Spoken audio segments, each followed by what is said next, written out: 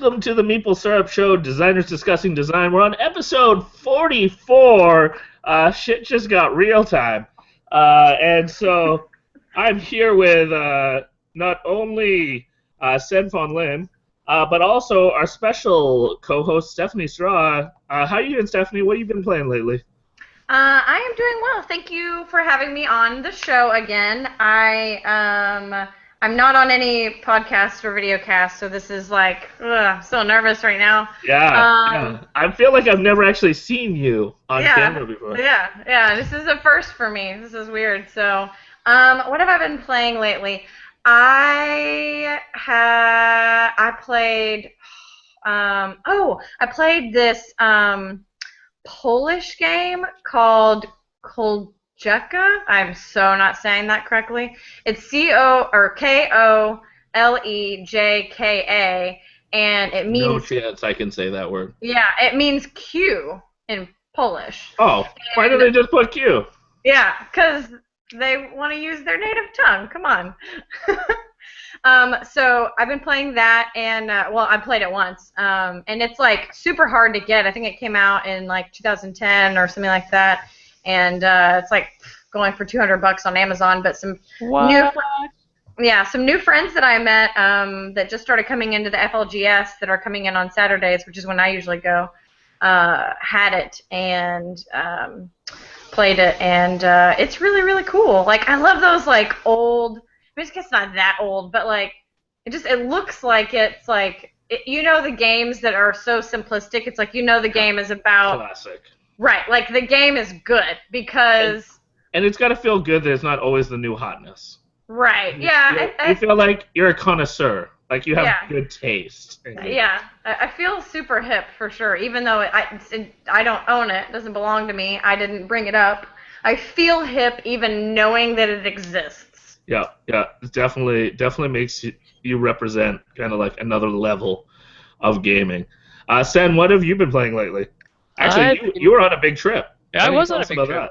Well, it wasn't that big actually. It's remarkably close. Chelsea, Michigan, is where Protospiel is every year, and this is actually the first time I've gone to the one in Michigan, which is funny because it's only a 3-hour drive from my doorstep, which is not very far, and I think it's just because I'm scared of customs.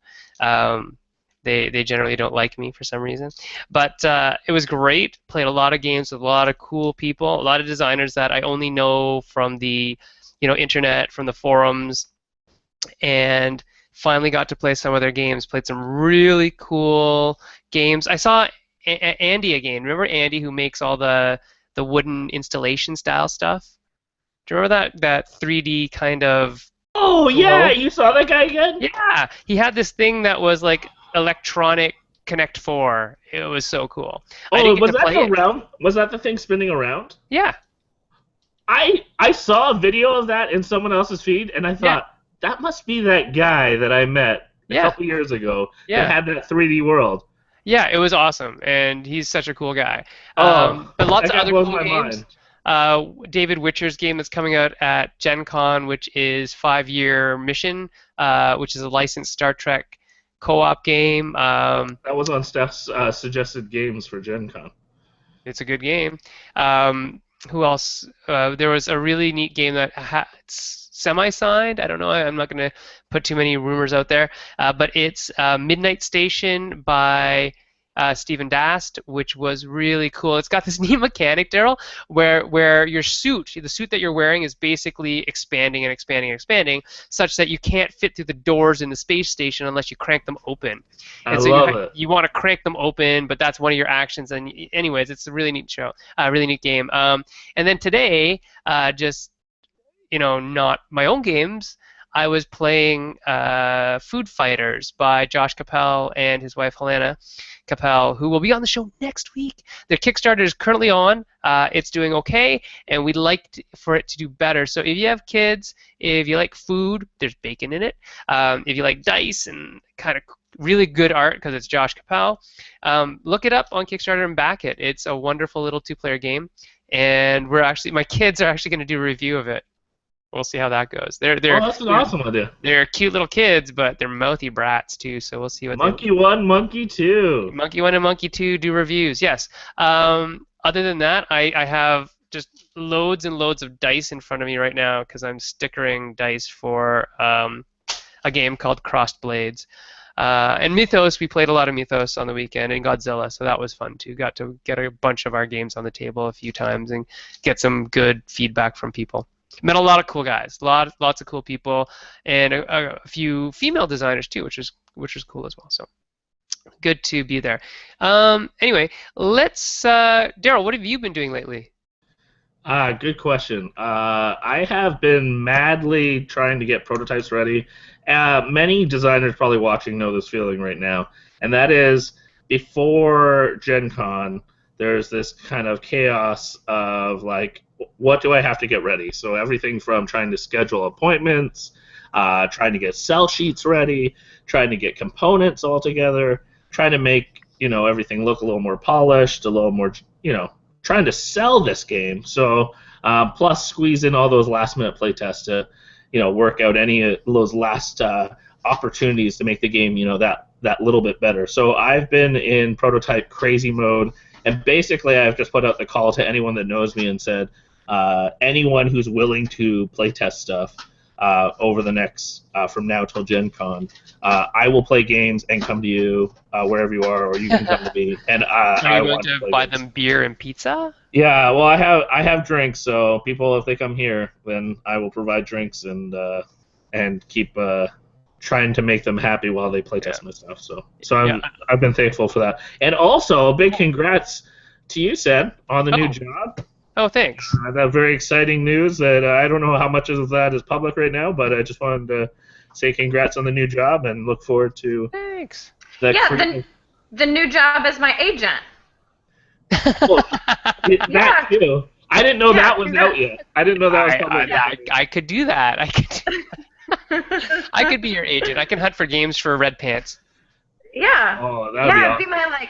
Be my headhunter, my cardboard hunter. Cardboard hunter. That would be a great show. We should do that as a show. I would love to do that as a living. Oh. Hunting down the game. Yeah, I definitely want to make the intro video for that now that you've already got our. There it is. The theme song is there. Everything. Yeah. So what is this new job you have, Sen? I just got offered a full-time professorship at the college that I teach at, so it's good. I'm going to be out of the clinic and into teaching for full-time for the foreseeable future anyways. So, I mean, I'll maintain my credentials and I'll keep my professional practice up. I might do some private practice, but most of it will be teaching because I like to teach, so it's fun.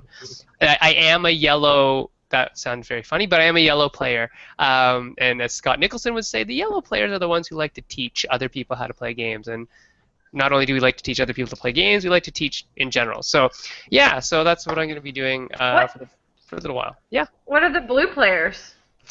I don't know. You'd have to ask Scott. We'll get Scott on again and ask him to We'll get Scott on to define We'll do a color wheel, yeah.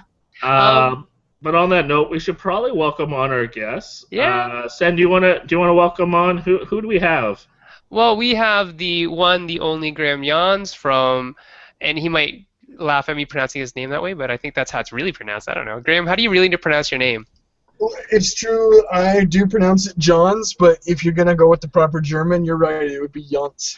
Yeah, and Graeme is a designer from way out west in fantabulous Vancouver, British Columbia. He's a member of the Game Artisans of Canada and the designer behind Albalonga. And we also have Geoff Engelstein, who is a wonderful designer, made Space Cadets, Dice Duel, all that kind of good stuff. And we're here today actually to talk about real-time games with the two of them because they both like that kind of stuff. Graeme used to be... at EA, and Geoff, you're an engineer, correct? Yes, I am. I don't get to do much engineering anymore. It's more managing, but yeah. Oh, yeah. My dad was like that too. He was an engineer, and then he just became a manager and started pushing paper around. So it's interesting. But let's get started with the questions. Daryl, hit it. Hey, I gotta unmute myself. Hey. I tell guests to unmute themselves, but then I fall victim to it myself. So now all the pressure's off for other people. But I'm gonna actually start off with Geoff because one of the topics that we really want to focus on this evening is talking about game design with the restriction or or the opportunity of real time. So trying to design games with real time in mind. And obviously one of the games that came to my mind and why I originally asked you to be on the show was thinking of Space Cadets, a very successful game that uses real time. And I'm curious, was real time always part of the idea of Space Cadets, or did that come into the process? Tell us a little bit about designing Space Cadets and how real time the mechanic was involved. Well, yeah, I think from the original concept of the game, there was always this real-time element. We wanted to do. I like to start when I'm designing with a concept of an experience, of what the experience of the players is going to be, and I wanted everyone to be the crew of a starship, and each having a different role to do. One person being weapons and one person being shields, and then we were trying to come up with, well, how is that? What is that going to mean? What is that going to? How are the players going to interact with each other? And we pretty quickly said it's got to be, we want it to be real time because that's the way you're going to get that feeling of pressure. But at the same time, we also wanted it to be a skill kind of a thing. So we wanted to have a situation where somebody is doing shields and they're beginning at shields, but then the next time they play, they've done shields before, and they need to be able to get better at it. So there had to be a special skill element that was going with it. So the real-time part of it and the pressure that entailed was always part of our kind of design philosophy. Graeme, tell me about the game that you have in the works that's a real-time dice game about jousting. I played it at Gathering of Friends, and you got some feedback from some publishers. What have you changed, and why real-time for you? Well, real-time wasn't actually what I had set out to do originally.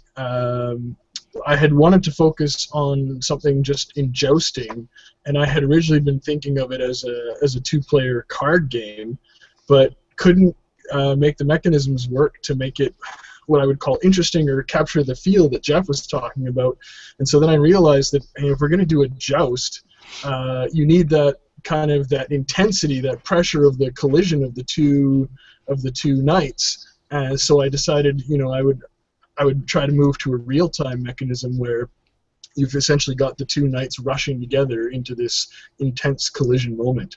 So that was how I ended up getting into the real-time aspect of the joust. When you had seen it at the Gathering of Friends, it's a pretty small game. It only uses about 27 dice.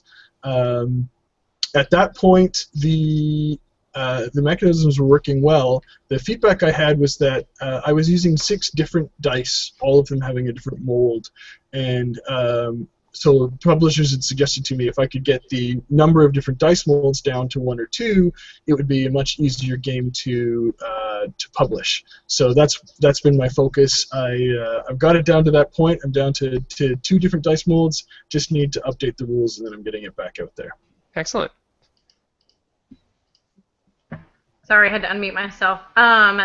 So, Geoff, what is your favorite real-time game? Oh, geez, that's a tricky one. Well, you can't pick. I can't pick my own games. No. How about Space Cadets Dice Duel? It's got 6 different molds of dice. No. That's part of the family.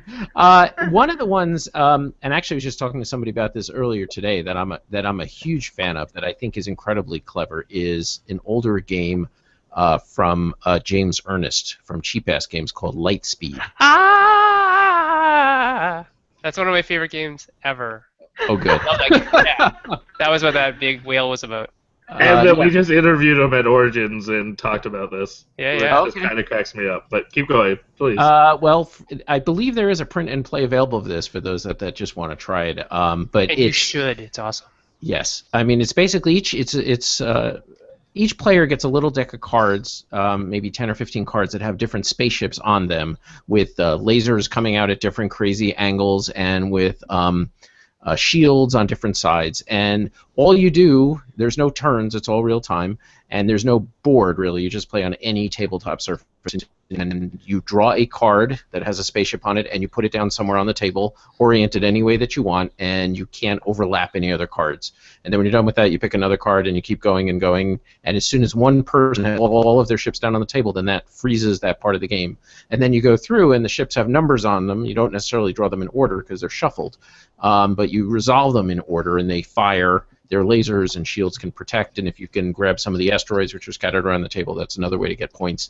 And it's just a very, very clever balance between having to be fast and get as many, you want to get all your ships down on the table before the other players get their stuff down, but at the same time you want to be precise and you want to have things oriented properly so that you're defending your ships and attacking the other player's ships. So it's so fast and it's so clever and it's very portable, and you can just play restaurants or wherever. So that's always been one of my favorites. That's awesome. Yeah, so it's more than just a hot potato mechanic, but there's like a little bit of strategy there too.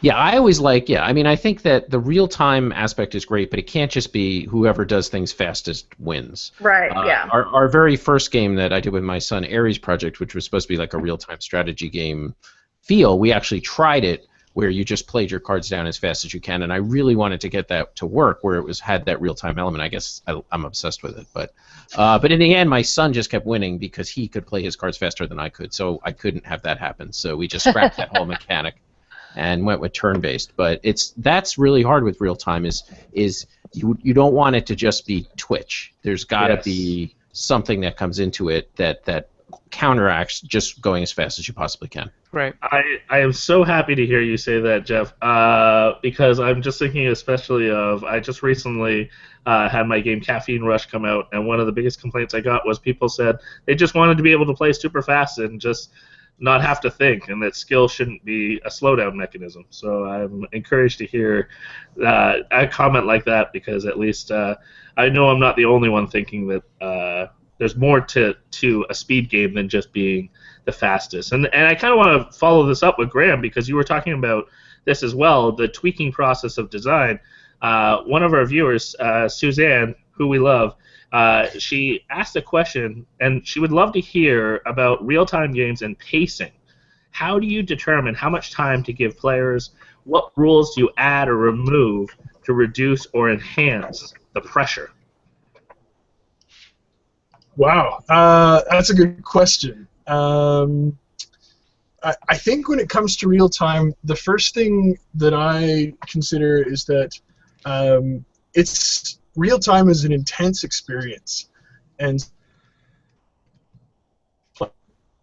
players to focus on a real-time environment for more than about 5 to 10 minutes before you've got to give them a break, and just let their brain restart again. Because when you're getting in that moment, it can start to become overwhelming, and so you've got to have a little bit of that intensity, and then pedal off a bit and let people catch their breath and get started again. Because if you were to try to do like a half-hour game of complete real time, I think you'd have people just lose it by the end of that half hour.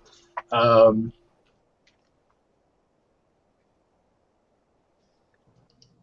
think we might be losing Graeme.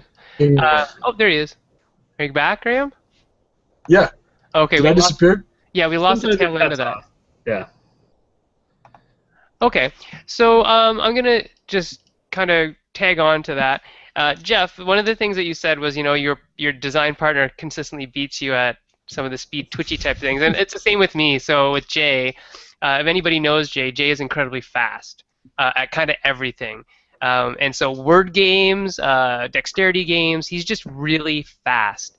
And he gets the twitch games really well. So we built in a whole bunch of things so that he wouldn't win all the time, which is giving him a different role. If he's winning, or whoever's winning plays a different role than the person who isn't winning, or the people that aren't winning, so that they're at least kind of slowed down for a little while. They're still in the game, and they're still participating. They're just not necessarily scoring at the same rate. And that actually leads to the next question that Suzanne had. Suzanne asks how math changes, or maybe doesn't, when designing real-time games, because so often with games that are mathematical, when you add the time constraint, then your brain can't compute anymore. And does the real-time element change your game mathematics, Geoff? I'm not sure if it changes Well, it does change the math in one particular way, in that when speed is at an essence, you can force. First of all, you got to keep the decisions simple. You can't have the decisions be too complex, or the players are just gonna, they're just always gonna gravitate to the simplest option. But at the same time, you can force the players into making incorrect choices or less than optimal choices just by the presence of the time pressure. For example, in Space Cadets Dice Duel, the main element there, and some people critique it and saying it's just rolling and whoever can roll as fast as possible. But I mean, the way we did it is on each die there's a good result and a great result. And one of the key skills in the game is just knowing, like, whether you want to, when you get that good result, do you stop there and just do what you need to do at that point, or do you keep going and go for the great? So the element of time, whereas if you could sit there and think about it and say, okay, I'm going to roll again, I can roll 3 more times, and you could calculate it, that doesn't work as a mechanic, because it's very easy to just optimize what you're going to do. But with the time pressure, it really messes up with people's perceptions, and you've got to make those snap judgments that make the real-time games fun. And just in general, it messes up people's psychology. I mean, in Space Cadets, we originally had this one game where you actually had to, our original core breach thing, to jump and win the game, is you had to push a stack of tiny little wooden cubes across a maze without any of them falling off the stack. And we did all this stuff. I had everybody try it, and I just sat there on the back with a watch, and most people did it in like 20 seconds. And we have you had 30 seconds to do it, and most people did it in 20 to 25 seconds, and we kind of put the thing on.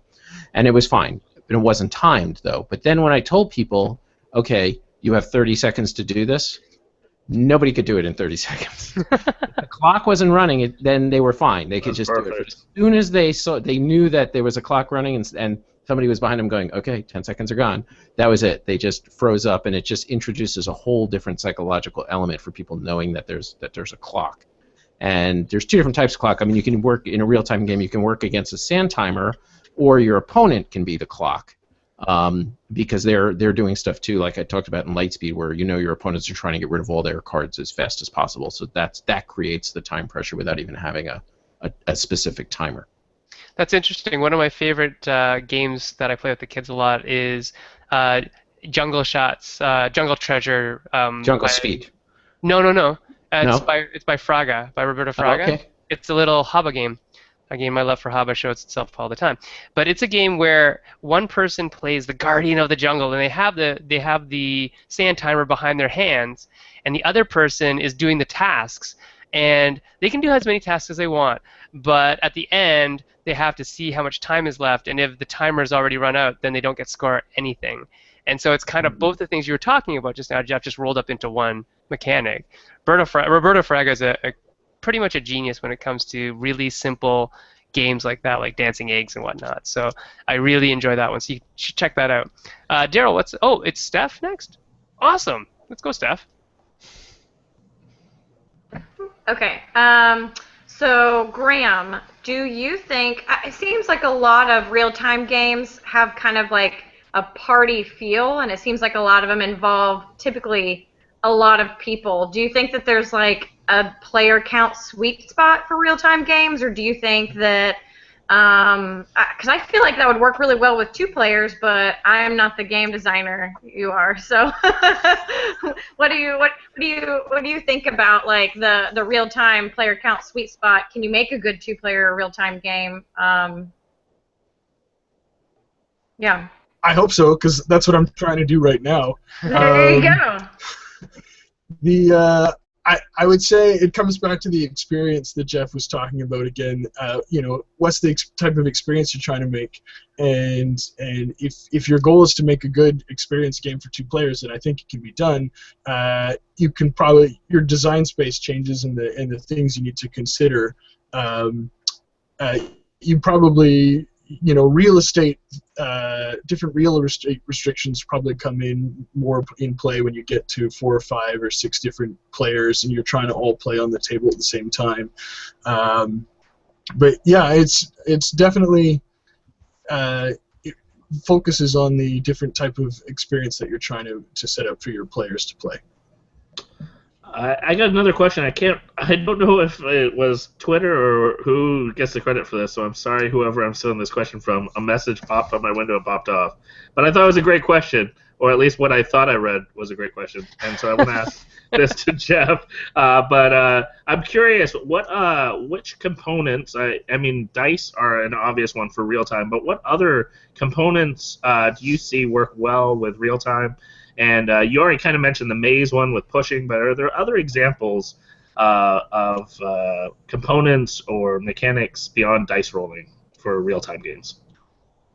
Well, I think there's a ton of them. I mean, we explored a lot of that design space in Space Cadets with the different mini games. I mean, for the torpedoes, you had to basically, which we kind of cribbed from Ubongo, where you've got different shape tiles and you got to match them together to make shapes. That's one thing. We had another tile number game where you're trying to form poker hands basically with these little number tiles. You can do things with cards very easily. I mean, another one of my all-time favorite real-time games is the card game Spit, which goes way back to just a regular deck of cards. And when I was a kid, we ruined many a deck with playing that game.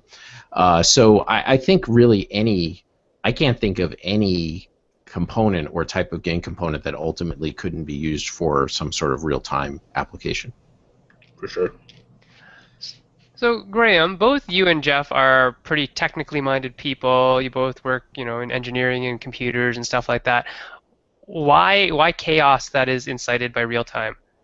What allures? What is the attraction for somebody that's so technically minded?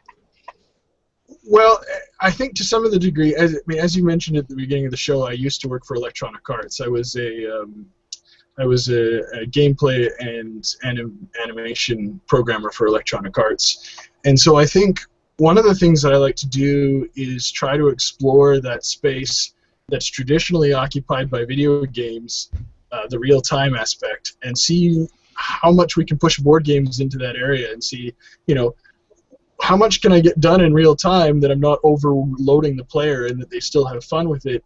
Because it's an underused mechanism in board games, the real time space, and so I think it's a challenge for us designers to get stuff that works well in real time, and it's a new experience for players because there's such a small set, and it harkens back to my video game days and just seeing what can be done in real time that was traditionally held by the electronic digital format. Yeah, go ahead, Geoff. You have an answer for that as well? Yeah, I think Graham's definitely on the right track there. I think that, and I kind of come from that same direction of trying to take video games sensibilities and bring them into the board game space. And I think from an engineering standpoint, it's an interesting technical problem because there's a lot of other issues that you've got to resolve in a real-time game that you don't really have to deal with. And one of the biggies, which we haven't really touched on, is cheating. And, right. And whether it's inadvertent or blatant, or if people intend to do it, but how you deal with that and how you design your systems in such a way that it's either, they got to be simple enough that players can do them on their own and, not either obviously cheat or not accidentally cheat. So that's something that we spend a lot of time doing. It's certainly easier in a co-op game where the players are all on the same team, but when you have competition and players are doing their own thing as fast as they can, it's an interesting technical question, and it's I'm curious that kind of how Graeme addressed that in his game, or what issues he ran into when he was playing with that. Graeme, do you want to answer? Sure. What I tried to do in the Joust is I've tried to make it as simple as possible so that it's almost too easy to mess up. That actually, it still happens sometimes with a new player. They inadvertently cheat. But the way the Joust works, the common component, there's no timer for this. It's just the timer is a row of dice on the table, and so players are taking dice from this common row, and they're rolling their dice to build up patterns of different shapes, patterns of shields and patterns of lances. And so once you create these patterns, you get a specific reward that's set off to the side on the table, and you get to bring that into your tableau of dice. Now, most often, what happens if someone's cheating or playing wrong, they end up going back to the row of dice, which is actually a disadvantage for them. So unintentionally, I made cheating to be disadvantageous in the game. I usually accidentally do the opposite of cheating. Like, I'll roll what I need, and then I pick it up, and then I roll it again, and I'm like, crap, I just had that. And I'm like, well, I screwed it up. I rolled it, so, rolled again, so I've just got to keep going, so. Yep. Yeah, that's a big thing in Dice Duel. People do that all the time. Oh, yeah. I did that like a million times the last time we played that game. I'm like, dang it! Oh, I had that. I had that torpedo! So, Geoff, I was going to ask, does that mechanic have to always mean real fast, or can that kind of mean something else? No, I think that's an excellent point. I mean, there's a game, Space Dealer, which was later re-released as Time and Space. Yeah, great example. And that game, actually, as a real-time game, the frustrating part is not being able to do something, not that you need to do something super fast. And for those that haven't played that game, you have a series of sand timers. Each player has 2 sand timers, I think, or 3. Yeah. And you put them on actions, and when the sand timer runs out, that's when you're allowed to take the action, and then you can move the sand timer to a different spot. And there are points where it gets a little frantic sometimes if you're negotiating and your timer's running out and you got to do something, but most of the time, especially early in the game, you're really just kind of sitting there staring at the sand timer, waiting for it to run out, which, depending on your temperament, can be good or bad, but it's another way of kind of regulating what the players are allowed to do in sort of an asynchronous analog type of way, rather than the digital way of just specific turns. So that's a great example. Yeah. Diner, you just reminded me of one that I thought of earlier, but now I realize it's kind of like that. But Diner by Matthew O'Malley, Dice Hate Me Games, and that's kind of like that. There are actions in the game, and you cannot take an action unless you have action tokens. That's and right. Those are being passed to your left. So once you take that action, you then pass the token. Then that person can then take the action. And there are times when one person has all of the tokens, which means that everybody else is kind of just waiting for them to be passed. And eventually it will, and then the game continues on. But so it's like real time, and then stop, and like go, and then stop, and then go, and then stop. So. Well, like you said, I mean, I think that real time is really important to have that punctuated action. I think Graeme talked about that. Yeah. I mean, you can't go continuous for 5 minutes or 10 minutes, especially in the super frantic games. It just is overwhelming. So you got to have some mechanic, whether it's more overt, like in Space Alert, which just says, okay, it's 2 minutes now, we're stopping, or something like the one you described, or Dice Duel, where people yell fire and freeze the game, or where you're just waiting for tokens to come back to you. Absolutely, great examples. Another example I just want to give a shout out for, because we didn't mention Scott Nicholson earlier, is Going, Gone, and I find that one a great example as well of where he has given the creative space of players having the opportunity to determine how fast or slow you want to count to 10, and in that real amount of time, that may determine how fast or how slow you decide to throw in your cubes into the different bids. So just with the Dutch auction mechanic, but with a variable time, can be quite interesting in real time. So I just wanted to mention that. And I guess this kind of leads into a question I have for Graeme. Graeme, is it correct you teach a course on design? Is that correct? Yeah, one of the local colleges here, the Vancouver Film School, has a game design program, which is a design program specifically. It's a one-year program specifically for students to get a certificate in video game design. But in the very first term, we teach a course on board game design before anybody has any sort of technical skill. They take this board game, this class, because it gives us the opportunity to discuss a lot of the aspects of game design that are similar between the two genres. It gets them a good grounding in things to think about when designing a game without needing any technical skill.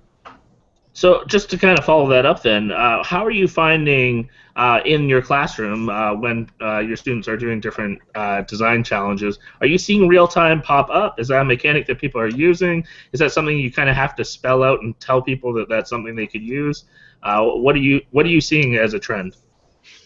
Well, one of the things about that I see as students coming in is they don't have the same sort of experience just in playing games that all of us around this table have. So for many of them, their gaming experience stops at Risk and Mousetrap and Clue, all the stuff that they grew up playing from Hasbro. And so they have a lab every week where they get exposed to different types of games, the Euro games, the experience games.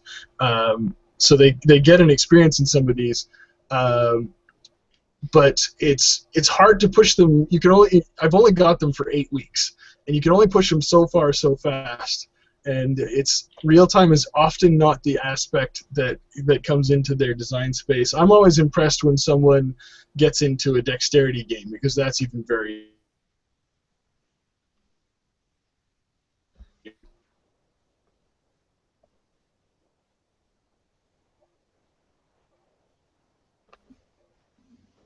All right, I think we're going to move on from Graeme. He seems to be having a choppy connection.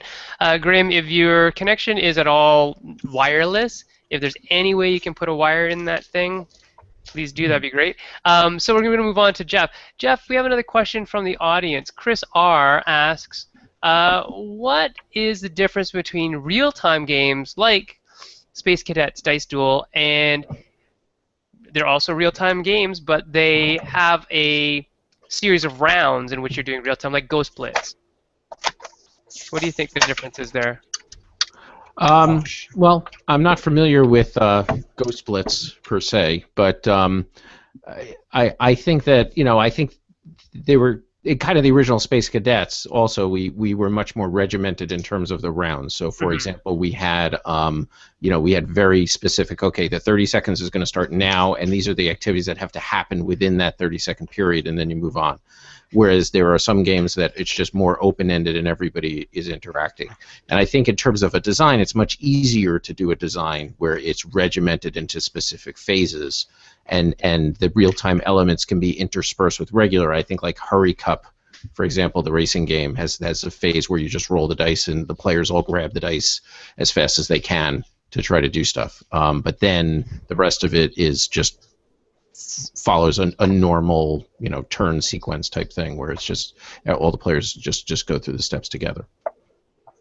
Good.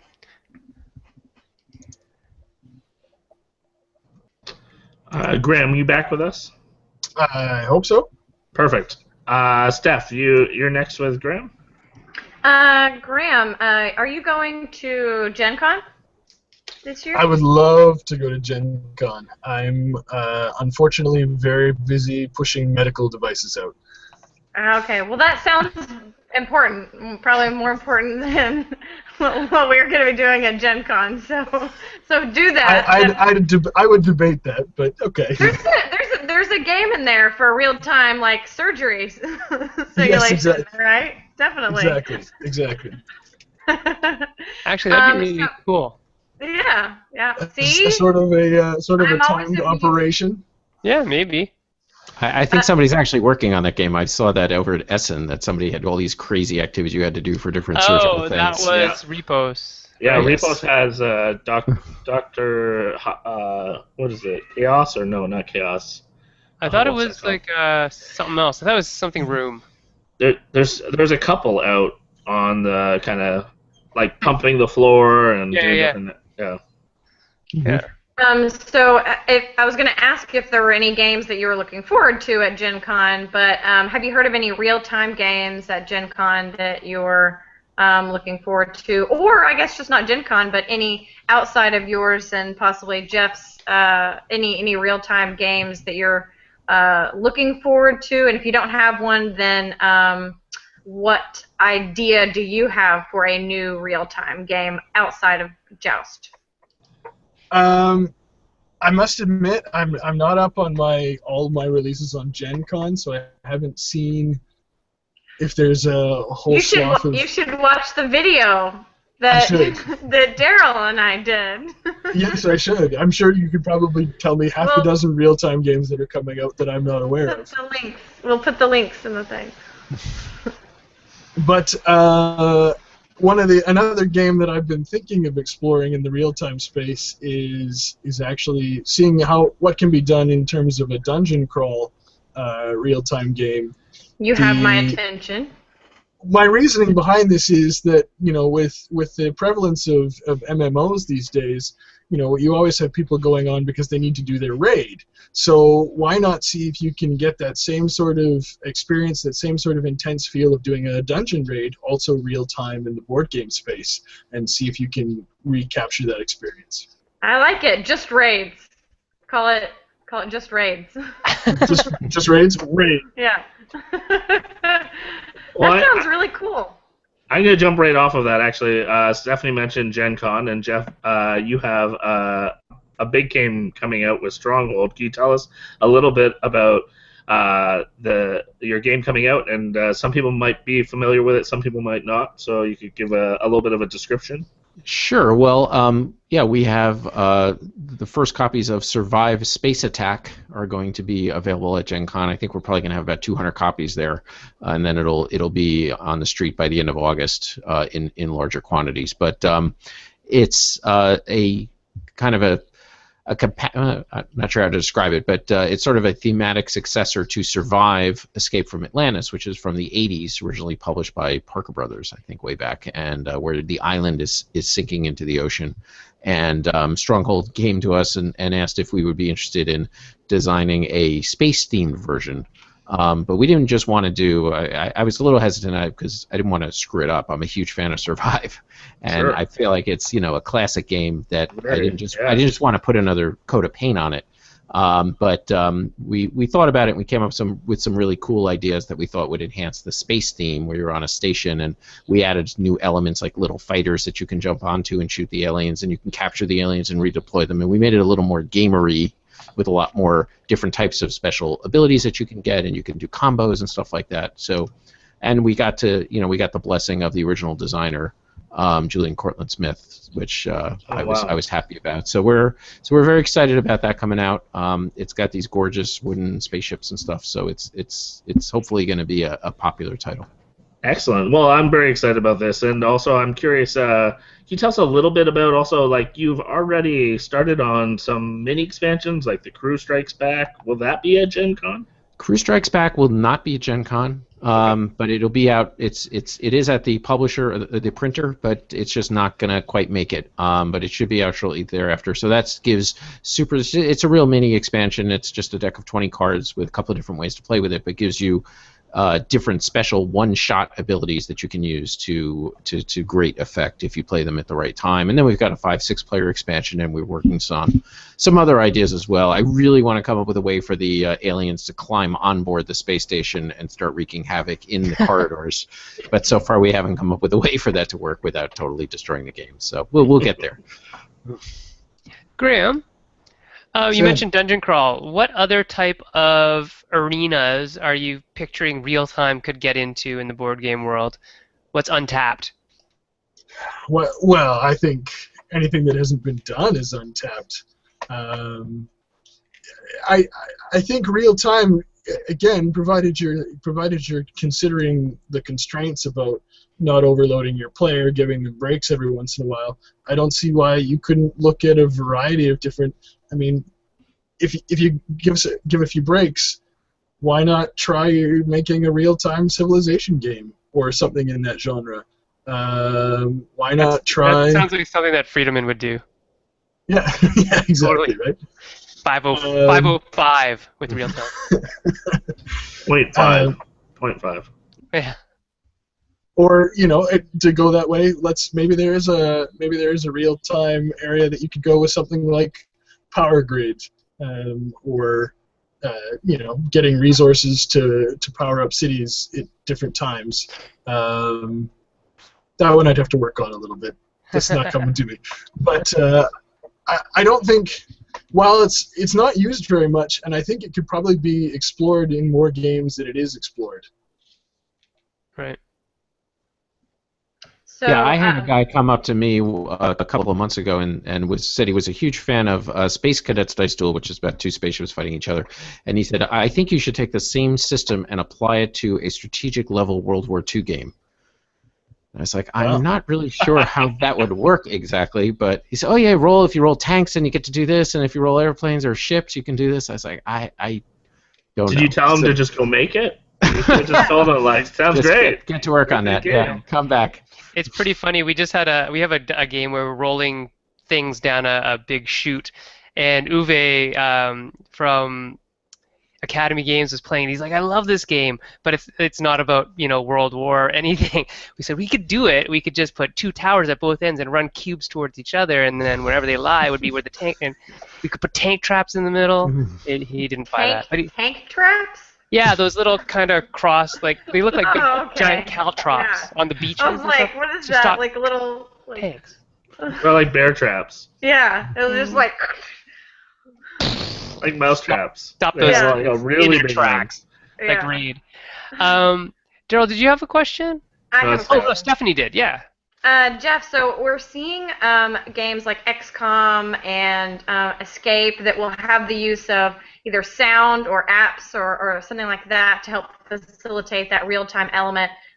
Do you see that being something that we're going to see more of? Is that something that's good, or just what's your opinion on that in general?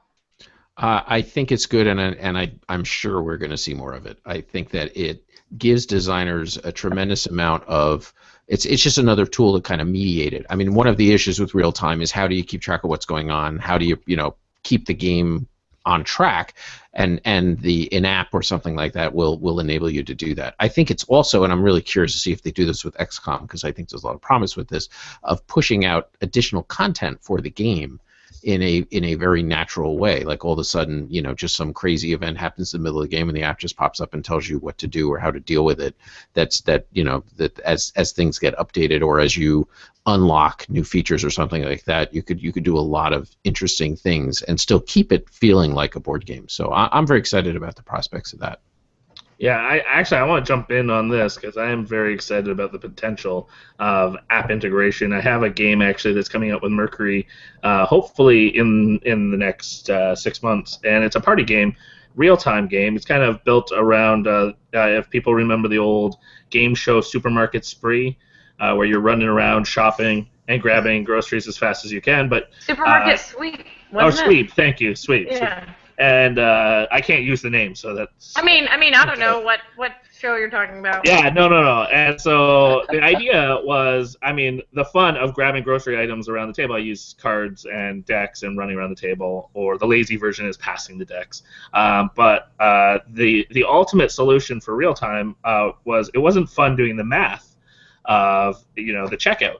And so all of a sudden it was very easy to then have an app that was our cash register that checked out and had people not learn each individual card's value because you just got your total value. And on top of that, which was an amazing moment for me, was finding out from the app builder, oh, well, I can just take one photo and it'll add all the cards together. You don't have to scan each one.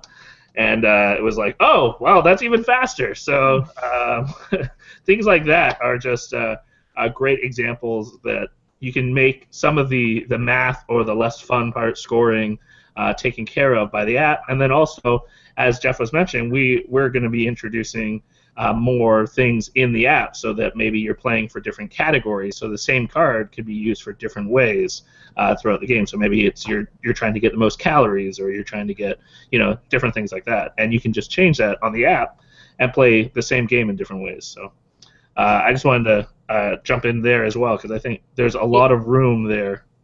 Yeah, and I'd love to hear Graeme's opinion on this because I know that one of the real frustrations as a board game designer is that once you put stuff out in the field, it's out there. It's really hard to make a change like you can with a video game. Right. Yeah, what do you think of that, Geoff? Graeme. Sorry. No, I think it's fantastic. I know there are purists out there who don't like seeing their board games touch the digital space, but I think us as game designers, what we're really mostly interested in is just making the best experience we can possibly do, or the best experience we can possibly make. If that means bringing in something digital to help enhance the experience, then go for it. And I do love the concept of being able to update your game with new rules as they come out. People just get this automatic support that you can't normally get in a board game. It'd be great to turn on my app enhanced game and have it say, your game has now been updated to the latest version, or it has these new features, and I'm just like, that's awesome. I didn't have to pay for an expansion. I've just got all these new features that I get to explore, even if it's just a couple of promotional items and then I have to go out and buy some more. It's just, I like that. I like that concept of being able to improve the game for the players without them needing to do anything. Right. So you're basically facilitating our laziness. Awesome. Yeah. So we're about to end the show. You guys just blazed through that hour like it was nothing, like it was real time. And I'm wondering, Geoff, if you had one thing to tell a new designer, and let's focus the question a little bit more, about designing a real-time game, what is the one piece of advice you would give them? I think the core, to go back to one of the first things I said, is to focus on the experience. Focus on what you want your players to feel. Do you want them to be frantic? Do you want them to be measured? What stories do you want them to tell when the game is over? And I think that there's so many different ways you can go with a game and so many different choices you can make, that having that, I think, really helps focus everything for your design as you get caught in the weeds. Awesome. Graeme, man, I had a good question and I lost it. Graeme, what do you feel like you tend to think of? This is kind of a more generic question, but sort of on the theme of real time, but do you tend to think of theme first and then put a mechanic that sort of fits that theme, or do you think of a mechanic first, like real time, and then go, well, what kind of fits with that? Like, maybe you thought of Joust, where you like, oh, okay, I have this mechanic and I want to do that. You know what? That could work with jousting or boxing or something like that. Like, what tends to be your preference in designing? I tend to start with theme. I try to explore themes that haven't been, well, aside from dungeon crawling, I try to explore themes that I haven't seen out there very much before. I like to explore a new space, and then I'll try to come up with a mechanism that I think fits the theme. I also try to. I don't belong to any philosophy of making it more experience-based or more strategy-based. I try to make them high experience, high strategy, which is really hard. But I think that's what players are looking for these days. Yeah, they want stars in all the categories. They want 5s exactly. Across the board. I want it to be free. I want it to be a lot of fun. I want to be able to play it with any number of people. That's right. That's right. Awesome. Well, again, I want to thank Geoff and Graeme for being on the show. We really appreciate you popping in. I can't believe how fast the time flew by. But we just want to say thank you. Thank you to our viewers for supporting us and providing great questions and support. And also thanks to Stephanie for popping by and being our guest host this evening. We really appreciate it whenever you're here. Again, we want to just remind people we'll have the after show, and that'll probably be linked on Friday, so feel free to check that out. And then next week we have a really fun show. We have Leah from Haba USA, and we have Helena Capel from the kids table, talking about kids games and talking about keeping family-oriented games, family-friendly games in mind, how to design those games well. So until then, keep making great games, and I look forward to playing your game soon. Cheers.